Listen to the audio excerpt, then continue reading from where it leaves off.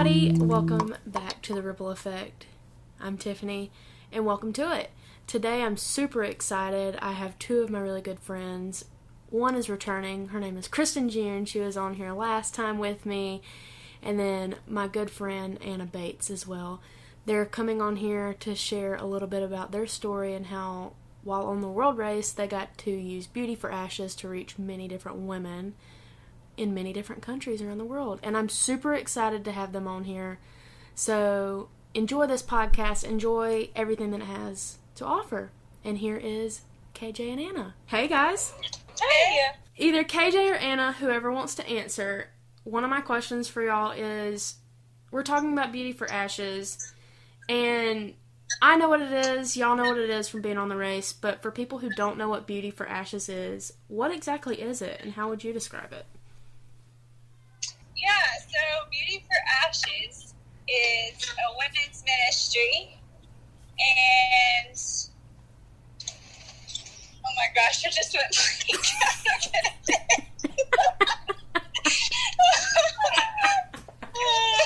thank the Lord to brings beauty from the ashes. There was redemption even in this podcast episode. Yeah, so it's Kristin, do you want to go ahead? Yeah, so Beauty for Ashes is a ministry that Adventures in Mission started back in the early 2000s. The founder of AIM was living in Zambia, yeah, and discovered that there's a community of women that just had no community of Christ-centeredness and really just wanted to create a place where they could feel safe and talk about things that were happening in their life, and just a safe space that was centered around Christ. And so from there, it came back to America, back to Georgia, and brought some women alongside him to create this curriculum, I guess, where basically it's a bunch of different studies, lessons that you could do in a retreat-based setting with women anywhere around the world. The amazing thing about Beauty for Ashes is it isn't set in English. We were in Nicaragua and they had it in a Spanish curriculum, which was really cool.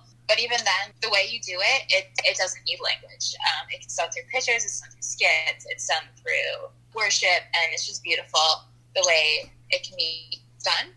So, anyways, Beauty for Ashes is basically lessons for women that allows them to not view their life in shame or brokenness or just ugliness, and really just creates a space for women to come together in community and view their worth, how they're valued, who the Lord's created them to be, what his plans are for them, and what the Lord says about them, and what the Lord says about himself, and how that reflects them because they're his children, his daughters. And so I think that Beauty for Ashes is just basically a ministry that was started with women in mind, and how the Lord used them. That's awesome. The question I have is, how did each of you use Beauty for Ashes when you were on the race? For your own walk, or for the team you were with? How did you get to use Beauty for Ashes? So I think for me, just a reminder, so Beauty for Ashes is based off of Isaiah 61. I forgot what all it says, but it talks about the Lord, he's going to the helpless. And yeah, can you read it? Yeah. What verse? 3? Well, the whole thing. You don't have to read the whole thing. We're gonna go with verse 3. But, okay, yeah, go with 3. So, Isaiah 61:3 says, "And provide for those who grieve in Zion, to boast on them a crown of beauty instead of ashes, the oil of gladness instead of mourning, and the garment of praise instead of a spirit of despair. They will be called oaks of righteousness, a planting of the Lord, for the display of his splendor." And that's Isaiah 61:3. Yeah, so I love that passage because personally, we've all had some ashes in our life. We've all had some form of past, some form of brokenness, and just to know that the Lord can redeem that and bring beauty from that in your story and impact other people. And I was just thinking as you're reading that, we have to believe that for ourselves, that beauty can come from our brokenness, and the Lord can heal that and redeem that, so that we can also speak that out to others.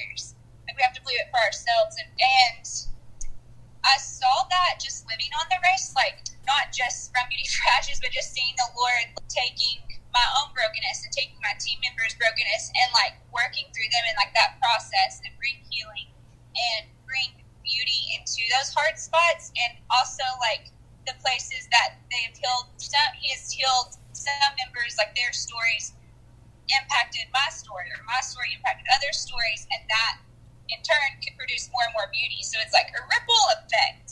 Whoa. Yeah, I just love that we have a God who is just so gracious and can redeem anything. It doesn't matter how bad or how your story is or how painful it is, God can redeem it.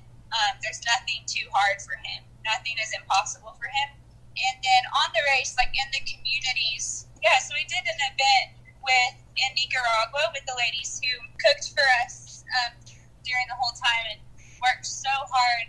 And Kristin may want to speak into this too, but like it was hard to even communicate sometimes, language barriers, but it was cool to like just come together around a table and draw and like just encounter the Lord together, I guess, or just like show them that they are loved and appreciated, and also just connect in that way. And then we were able to do it with our squad 2 times, and like both times it just, when we came together and were vulnerable about our own brokenness, like that brought healing and that brought unity and beauty. Yeah, I'm kind of jumping all over the place, but everything is like impacted me. Yeah. I think I remember back in Nicaragua when I was helping y'all, I had just come back from the hospital, I think. Maybe it was the same day, maybe it wasn't the same day, but I had come back from somewhere, and I was helping run cookies out when y'all were doing the day that y'all gave the ladies cookies, and then it was the biggest surprise when they were like, you're having cookies and ice cream. And so that was such a cool day to be a part of. But KJ, what about you? What was one of those moments on the race where you got to jump into Beauty for Ashes? Yeah, one of my favorite moments, like Anna said, Nicaragua was beautiful, doing it for the women that were serving us all month, and just getting to work alongside them in the kitchen throughout the month and just trying to learn their language because it's their first month, and really just diving in and learning how to love these people well. It was really amazing to get to do a retreat with them and just show them like their value as women of the Lord and daughters of the King, and just go beyond the language barrier, like she was saying, and just realizing now, like the heart of it, like we're all beautiful daughters of the Lord, and he has such a beautiful plan for each and every one of us, and to share that with them and just like speak that over them was so beautiful. And then in turn they like kind of spoke it over their daughters as well, and it was just a beautiful like picture, like generational, and just how we can in turn like the ripple effect, just like it just goes on and on. We also did it in Ethiopia. I had a little bit different of a role in Ethiopia. We brought on a new coordinator, so she and Ana took the reins. It was really cool to watch them do that. And they talked a lot about like dreams and like how the Lord gives us dreams, and how maybe like our past has made it feel like he doesn't have a good plan for us anymore, but that the Lord still has a beautiful plan for our lives. And just because we might be stuck in something doesn't mean we're stuck there forever. And like he wants us to dream again and have hope. And so like every retreat looks different, and it looks like whatever these women need it to be. And it's really cool how like the Holy Spirit steps in and like kind of guides us in what it could be, because there's so many different avenues to take it in. But I think my favorite one, honestly, was our one in Spain that we did with the squad. It was so beautiful because at this point we were 3 months in to the race and feeling a little drained and needing like a refresher. And we're sitting in like most beautiful Spain. Spain is beautiful. I don't know. And we just came together as a squad, and we had devos every morning, and it just felt like everything we wanted to say as like Beauty for Ashes coordinators, everybody was already like saying in our devos. And we were like, wait, what? Like, are we missing the point? Like, is the Lord telling somebody else to say it? Like, are we not supposed to be saying what we're like? It was just so funny, and we thought we were like missing the point. Beauty for Ashes time with the girls on our squad had just been like building on it. And the Lord had been like preparing everybody else's hearts to like speak into the things that like the Beauty for Ashes was vulnerability of. It was just so cool that he had like been prepping it all week, and then the Holy Spirit showed up, and it was just so beautiful. And like a lot of vulnerability happened and breakthrough in people's lives, and having that relationship with the girls on our squad and then continuing to get to build on that for the next 7 months was just incredible. And like hearing people's stories about their past and really seeing how the Lord was making beauty from their ashes and getting to continue to see that was just really incredible. That's so cool. I do remember that day, and that was one heck of a morning, and it was really, really cool. So going into that and talking about Beauty for Ashes and how you got to impact so many different people, and y'all weren't even on the same team together, but you managed to do things together with the squad. You managed to do separate things on your own. How did Beauty for Ashes really impact you personally? For me, I think Beauty for Ashes, and I talked about this a little bit on my first podcast, that like language and just hearing people's voices is really important to me. And I think the way Beauty for Ashes runs, they allow like people to draw their feelings and their thoughts, and it like goes beyond language barriers. And so I think for me, it just showed me ways to like be creative with how you share your story, that it doesn't always have to be done through words. It doesn't even have to be done through actions. Like it can be a drawing or like a skit, or I don't know. It's just like such a creative avenue to share like the Lord's love for women and his heart for women and just what his plan is for women. And so like for me personally, I think just getting the chance to hear so many women's stories all throughout the year just like really touched my heart of like, wow, like he is doing so many good things in these women's lives. It's just beautiful to see what he can do with like what we think is so like so broken. Mm-hmm. And then even being home from the race and working at camp, just like the stories I've heard from people here, how like the Lord is literally like redeeming people's brokenness in this, even in America, like in America. It's just incredible. And I'm like, oh Lord, like you are so good. You love your children so much, and you have such a good plan for us to like redeem what we think is broken. Yeah. And sometimes he takes our weakest moments and our most broken moments for his strength, which I think is so, so cool. So, Anna, same question. How did the Beauty for Ashes really just impact you personally? Yeah, so it's funny because I was going to say, kind of like on what Kristin said, just how we can express ourselves in creative ways. It doesn't have to be in a box, like you have to speak a certain way. Like sometimes I can't get my thoughts out in words. But to see how we can, like the Lord can speak to us in different ways and bring that healing to us in different ways, and also connect us with one another through drawings or through different things like that.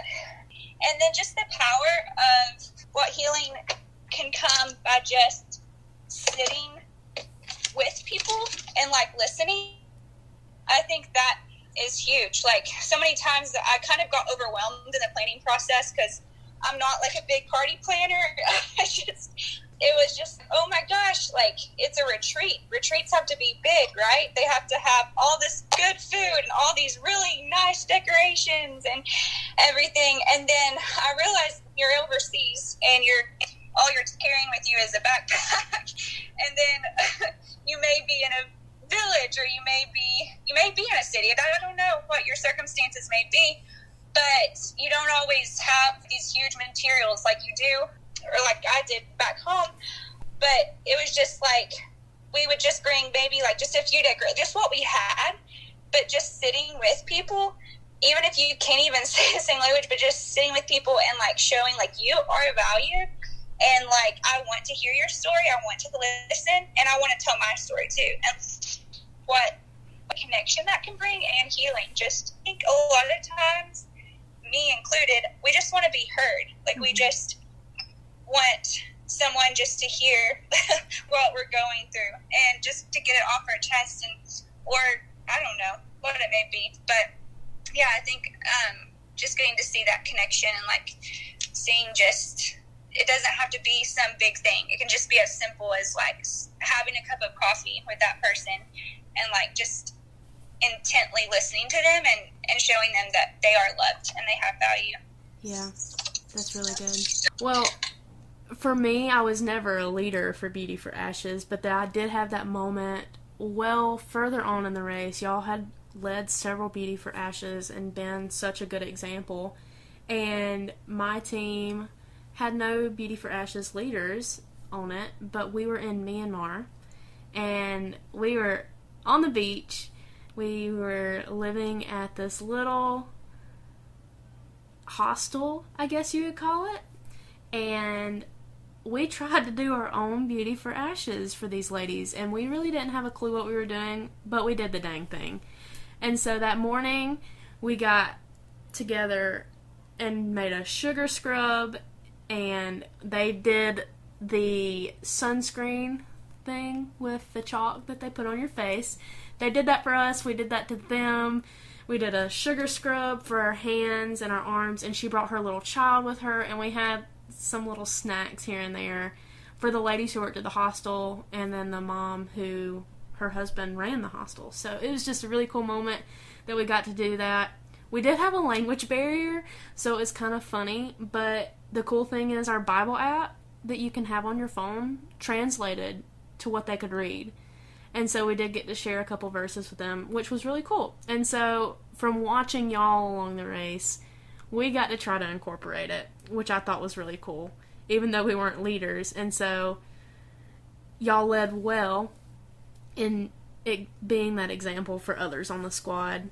And it was just a cool moment to be like, heck yeah, we did the thing. We might not have done it well, but we got to share Jesus, and that was what mattered in that moment. And we got to love on them and let them feel loved. So it was a really cool moment. Hold up, I don't think I've ever heard this story. Really? No. Well, I didn't know really... you guys did one on the beach in Myanmar? Team Lighthouse was at the beach, and I wasn't talking to Stream Team that month. So I really wasn't connecting with very many people that month. Oh my gosh. Yeah, I think I have it on video. It's in a blog Gosh, because somewhere. your team had like T and Stokes and you and Yeah. like even Tess. Like all of you have a heart for women, and Gabby too. Like that's so cool that the Lord put all of you guys together on a team and a place for you guys to do that. And it was really cool. I was kind of upset, but it was great anyways.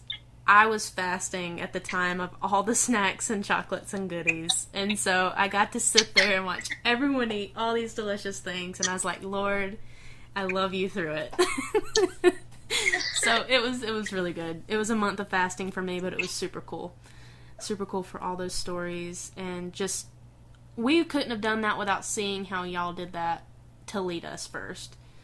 So I guess one of my bigger questions is, what was it like to even be asked to lead Beauty for Ashes? How was that done, and what was that like running through your minds at the time? I'm sure y'all had no idea what was going on, but what was that like? I can't speak for Anna because I actually went to the training, so she has a very different experience. But at training camp, we each had to pick like a few things we were interested in and go to different meetings necessarily. So like all 5 squads like sent their people to do things. Like some people went to worship, some people went to storytelling, some people went to Beauty for Ashes, some people went to pastoral preaching things, you know.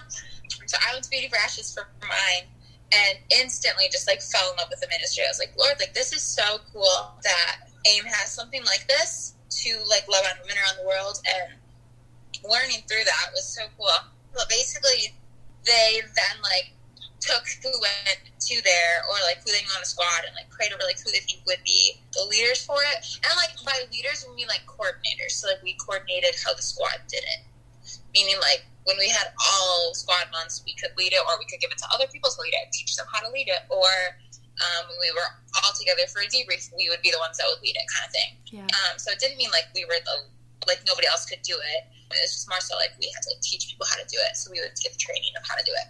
And so my TL was Meredith, and she was a Beauty for Ashes leader on her squad when she went on the race. And so I feel like I had a little bit of an upper advantage because she was my TL and I did the race with her. And so I was able to ask her questions along the way of how she would do this or how she would do that. And so it was really helpful to have that resource of how to lead Beauty for Ashes well. Because really, when you get a new ministry, you have no idea what it's going to look like, and you just kind of have to roll with it some days. Yeah. And we did.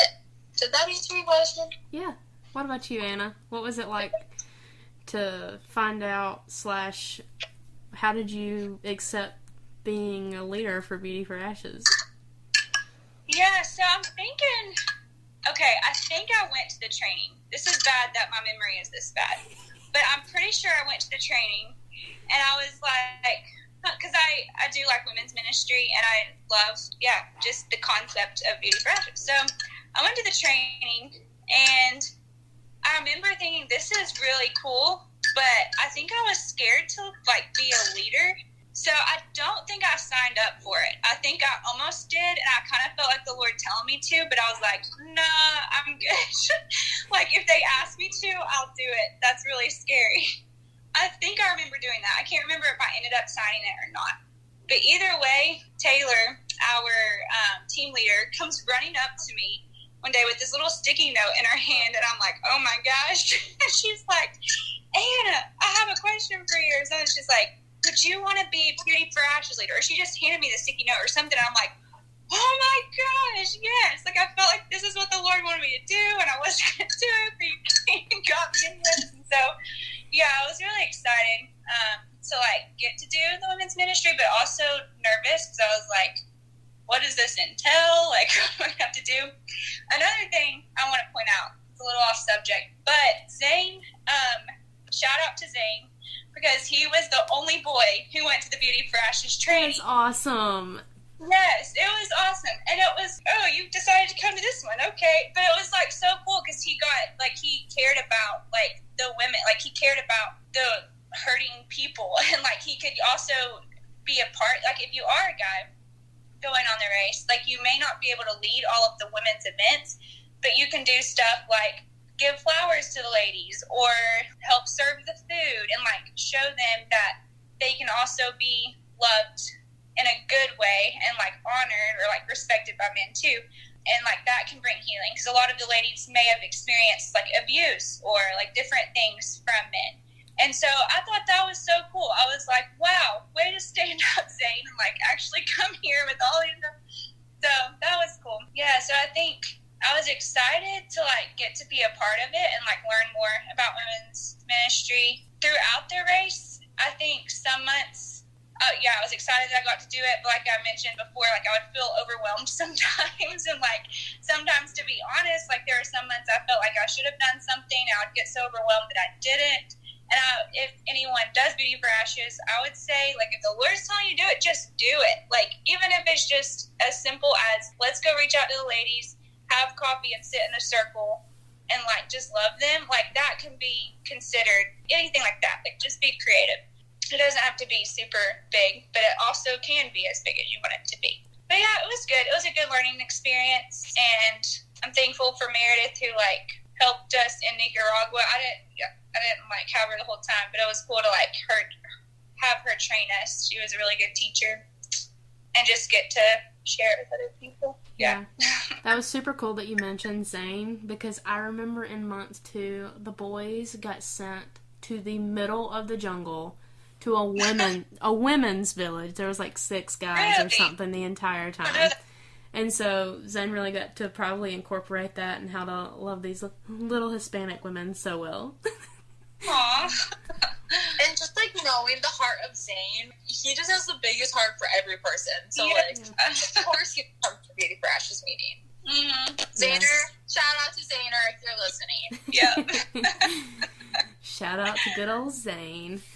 But I guess one of my questions is, the world race creates such a good atmosphere to love on people well, whether it's Beauty for Ashes, where they really just try to love on the women and making that a ripple to all the generations. And if it's people that go on the world race, great, and they get to step into that, and that's awesome. But for people who don't have the opportunity to go on the world race, how could someone really take Beauty for Ashes and create it their own here in America and do something like that for women that are around them? I think one of the things that Beauty for Ashes is having the most is just, like Anna said it earlier, just the beauty of sitting down over even, like, a cup of tea and hearing somebody's story and just listening well to where they're at, where they're coming from, and then affirming them that they don't have to sit in that brokenness and that's not what they were created for. Like, they're created for the beauty. The beauty will come. It is coming, you know? And whether that looks like a retreat where you bring in a bunch of women, have, like, a Bible study, and paint their nails and do a sugar scrub. Sugar scrubs are the best. And just like do the drawings that are created, which is just like a Bible story or like a skit. It doesn't have to be anything elaborate. Like Anna said, it can just be sitting over a cup of coffee and just hearing somebody's story and sitting and valuing them and listening to them.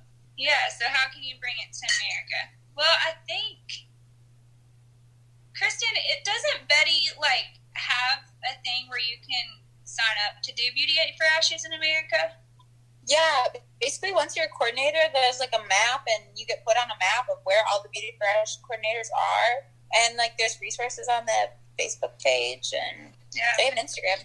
Yeah, go check it out. Yeah, what I'll do is I'll link Beauty for Ashes Instagram below in the description in this podcast for those who want to go check it out. Find Beauty for Ashes near you. Yeah. Yeah, I think it's one way, and I like what Kristin said about, just meeting women where they are, wherever you are. And something that came to my mind, when we were in Morocco, one of the people there who lives there, she was like, be okay with the awkward. And so, like, sometimes hearing people's stories may feel awkward. You may be like, oh, crap, I don't know what to say back. Or, I don't know. It may be hard to sit with people in their brokenness sometimes. So, like, be okay with the awkward. It's okay to sit in that for a little bit, I guess. Maybe this isn't great advice, but I guess what I mean by that is don't be afraid.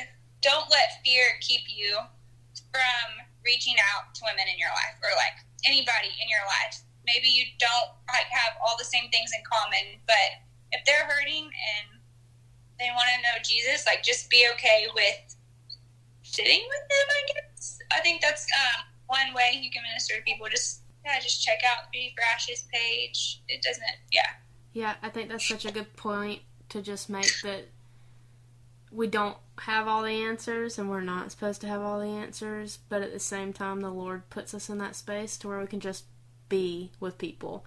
And sometimes, like you said earlier, sometimes people just want to be heard. And whether that is just sitting and listening to them and allowing them to talk and just really listening, not one in one ear and out the other ear type thing, but really just sitting down and listening and hearing their story. And then just loving them well, I think, is one of the biggest parts that I've seen through y'all from Beauty for Ashes. Because it can be done 1,000 ways. And I've seen it done so many different ways from both of you, so that's super cool. And I remember some of those awkward times. I remember when we were in Morocco, Anna, you got a day to lead. You led our team for the day. We followed Anna everywhere she went, except for the bathroom. But we did follow her. And we went and we got pastries and just walked around the streets and gave them out and loved on people. And it was such a cool day. Such a cool day. Even if some people didn't want the pastries, others did. There were definitely lots of great awkward moments, and it was beautiful. It is definitely okay to sit in the awkward moments because it grows us, for sure. We had a day like that in Myanmar too, where not like we didn't follow Anna around, but we like just bought flowers and like handed flowers out to women, like on the street. And it was just so beautiful to like even like a woman that was just sitting on the street corner, just like to hand her a flower and be like, I see you and like I value you and I love you. You know, like I have no idea how to say that in Burmese, but tangibly like acknowledge somebody, I think is like a beautiful way to like say I see you. Yeah. That made me think too, like especially in this time that feels so weird and like this pandemic and everything, like you may not want to like, I don't know what different people's levels are of like safety, but like it would be cool like to just go and like you can safely like just go and hand a person a note or like a flower. You can wear a mask and everything. I'm just thinking of myself, like just to people who are homeless, like I just think right now, like that must be such a isolated population right now, and just like be able to go to someone who's sitting on the street or like in nursing homes or something, just be able to send them a card, like that's the way to love people. So I love that idea, Kristin, like that's really cool. That just made me think of like you can be so creative quite different. Yeah. I guess my last question, unless y'all have anything else you want to add, whether it's about Beauty for Ashes, about women or whatnot, my last question would be, is there one moment from your time, whether being back in America or when you were traveling as a missionary, that really just stands out where Beauty for Ashes really just touched your heart in one specific moment? I don't know if this is the one I want to share, but it's the one that came to mind first. Because there's so many. But in Spain, and it wasn't necessarily Beauty for Ashes that did it. And like I said earlier, Spain's debrief was very weird. Everything was just lining up perfectly. That it set Beauty for Ashes up really well. We had our retreat before lunchtime, and we had devos that morning. And Nicole, our squad leader, she had brought a mirror down from her apartment that we had these apartments in Spain, and she brought the bathroom mirror down to where we were doing devos. And we're like, Nicole, we were gonna do this. We had already had it planned out, that we were gonna have the squad, the women on our squad, declare over themselves the truth that the Lord is saying over them. And Nicole beat us to it. And so that was just funny that the Holy Spirit laid it on our hearts and laid it on her heart to do that. And so it's just funny how he does that. And we were sitting there, and she had just announced what we were doing, and there's some awkward space. And I had talked to Megan, our squad mentor, earlier, and she's like, Kristin, this day is about leading with vulnerability, and if you're willing to lead, they will follow, and just follow what the Lord is saying. And she had just been laying a lot on our hearts that week about what this day was going to be like. And I don't even remember what it was that I said, but nobody was going up there, and I was like, I hate going first. I never want to go first. I don't want to do this. And the Lord's like, go. And I was like, no. So we talked about this in the last podcast. I say no a lot. It's fine. And so I get up there, and we're standing in front of the mirror in front of the whole squad, and I honestly can't tell you what I said. But just the freedom of declaring the truth over what the Lord had been saying over me those last 3 months, and just how everything had been leading up to that moment, and just Megan's you're gonna have to lead with vulnerability, and there was the opportunity to do that. I think just that moment of it was a moment of breakthrough for me. I was like, Lord, you've given me a voice, you've given me confidence, and you've created me in such beautiful ways that I don't want to hold on to the things that aren't of you anymore. And so here's to stepping into new identities and new purpose. I think was just a really, personally for me, a moment where Beauty for Ashes and just what the Holy Spirit was doing through Beauty for Ashes really impacted me to this day. Yeah, that's good. I remember that moment, and I think I videoed it, to be honest. I think I have it on video, so it was a good moment. It was a good day. What about you, Anna? First off, I want to say that was beautiful. I loved how the Lord did that. And one of the things I loved about Beauty for Ashes, the whole race, actually before the race, I wanted to be on a team with Kristin, and I never got to be, but I got to be on a Beauty for Ashes team, and that was really sweet, because I feel we got to connect through that and talk about that, and yeah, so I love that. But I do. Yeah. I think everybody wanted to be on a team with KJ or Anna at some point. I wasn't blessed either to be on a team with KJ, but I did get Anna, so I got half of it. I got to get Stewie. And the Lord just prepared that by giving us the same prophetic word for the year. I know. That was crazy. I miss you. Yes. I definitely saw you bloom, and it was cool to bloom with you. That sounds weird. So awkward. No, not I'm just gonna have to edit this thing. It's fine. Blooming together. But on the topic of blooming, before you tell your story, Anna. Okay. Whether it was KJ or you, it was really cool, and I'm going to use the word bloom because this is the word that the Lord gave y'all. It was cool to watch y'all in different ways of boldness and just stepping out of your comfort zones that the Lord, He really did. He bloomed y'all. And it's cool because when you think of a bloom, you think of a flower.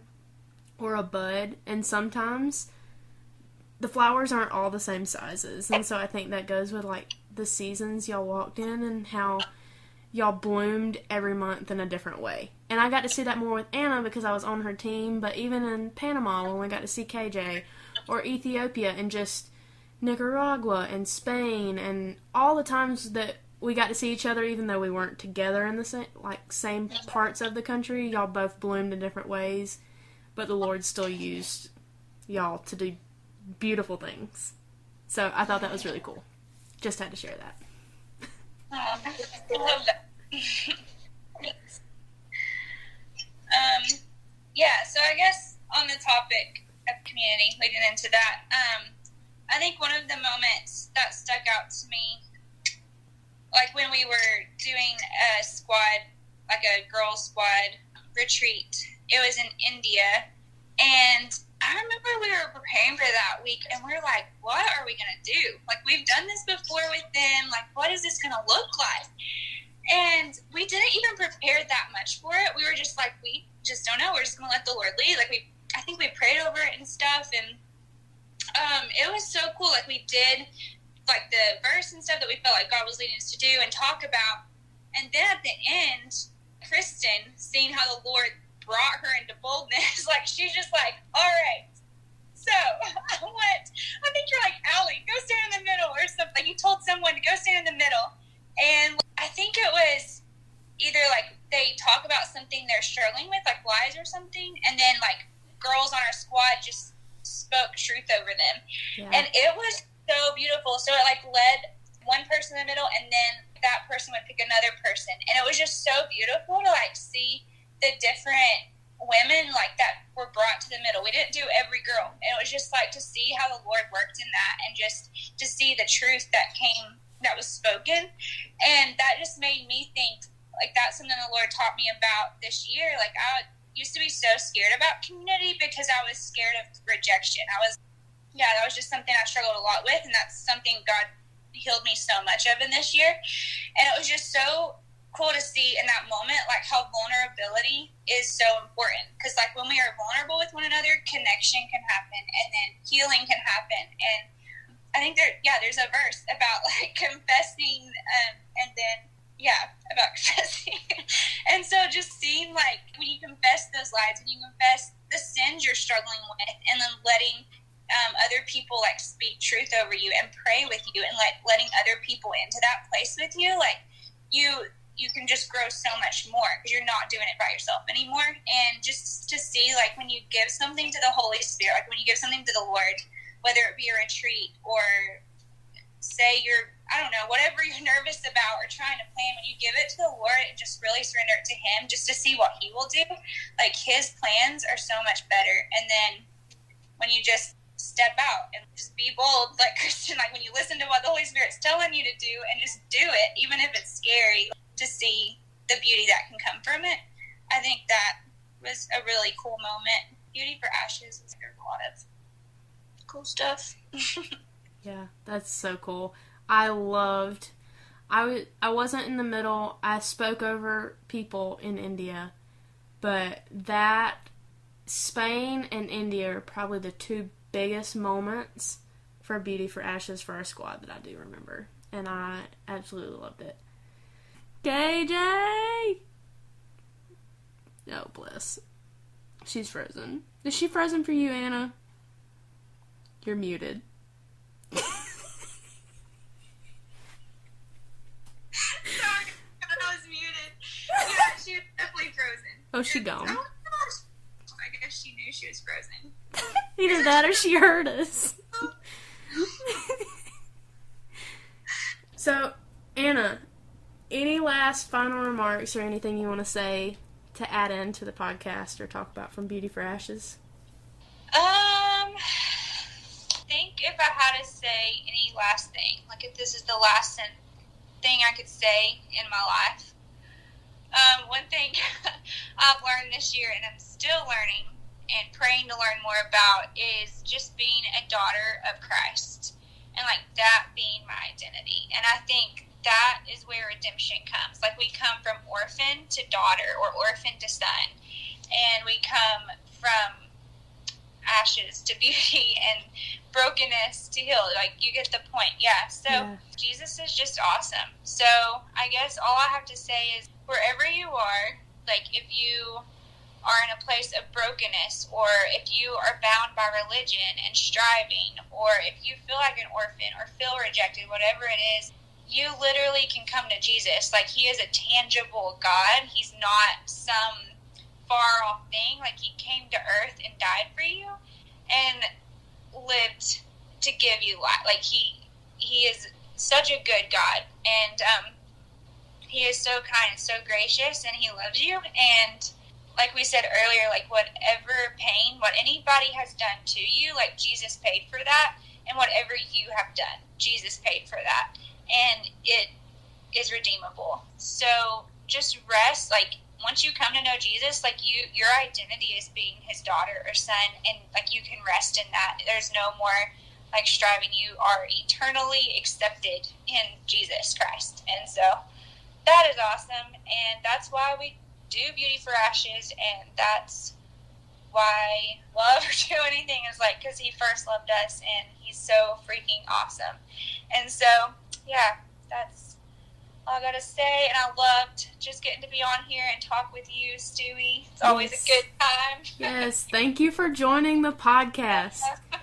Thank you for being a part of it, and I will definitely have you back. Yeah.